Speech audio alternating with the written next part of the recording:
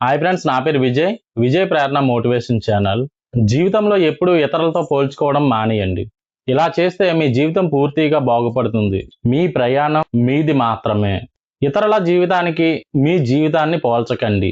ప్రతి ఒక్కరి పరిస్థితులు, అవకాశాలు, సమయం వేరు. గుర్తుంచుకోండి, వాళ్ళ చాప్టర్ 10ని మీ చాప్టర్ 2తో పోల్చకండి.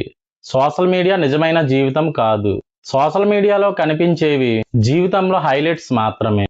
కష్టాలు, కన్నీళ్లు, ఓటములు కనిపించవు. రోజుకు కొంత సమయం సోషల్ మీడియా నుండి దూరంగా ఉండండి. నిన్నటి మీతో మాత్రమే పోల్చుకోండి. నిన్నటి కంటే ఈ రోజు మీరు ఒక అడుగు ముందుకు వేశారు అంటే అదే నిజమైన విజయం. రోజు చిన్న పురోగతిని నమోదు చేసుకోండి.